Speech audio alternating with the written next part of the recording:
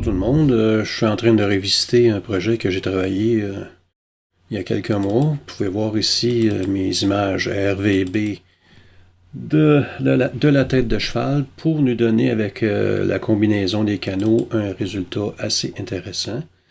Fait que on va fermer les trois images monochromes.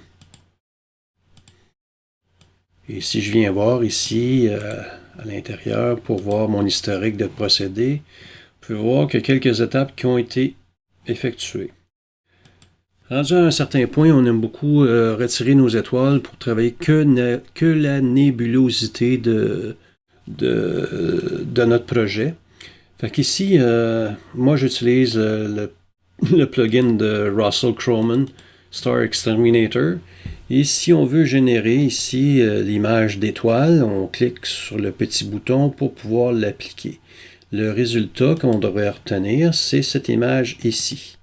Et vous pouvez voir que dans certaines situations, pas dans tous, mais dans certaines, le résultat des étoiles, on obtient des étoiles très, très, très faibles en intensité, avec des couleurs un petit peu particulières.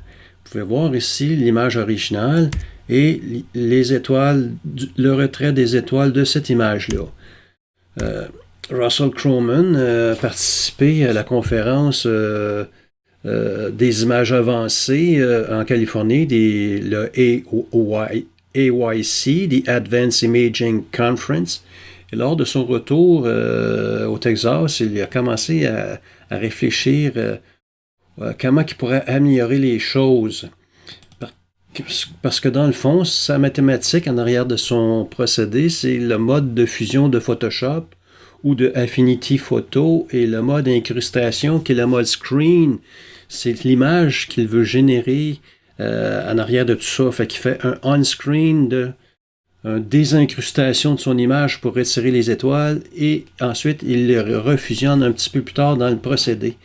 Et lors de son retour à la maison, avec son système de machine learning, son apprentissage machine, il a conclu à ce qu'on devrait prendre des expressions de Pixelmath pour compenser en attendant la nouvelle version de son plugin. Je vous reviens à l'instant. Si on regarde un résultat différent en utilisant l'expression Pixelmath, on voit le résultat des images des étoiles qui sont beaucoup plus blanches, plus belle couleur, une meilleure saturation. Il y a vraiment une grande différence entre les deux. Donc, quel est le procédé pour que ça fonctionne? Je vous reviens dans quelques instants. On prend notre image originale et on se crée une image sans étoiles. On prend une formule Pixelmath, comme vous pouvez voir ici. Notre photo originale, on l'inverse. Notre image sans étoile, on l'inverse. On divise le résultat du sans étoile sur l'original et la fusion de tout ça, on l'inverse. Ça va vous donner l'image avec les étoiles très saturées et très bien représentées. C'est le résultat de cette formule mathématique que l'on voit ici. Suite à votre traitement que vous allez continuer d'utiliser pour avoir votre image finale, il faut rebâtir le tout. Fait qu'on a une autre expression Pixelmath qui pourrait nous aider dans ce cas-là. Fait que le rescreen, on a deux choix. On utilise soit la fonction combine de votre image sans étoile avec l'image étoile et l'opération screen que je vous parlais au niveau de Photoshop.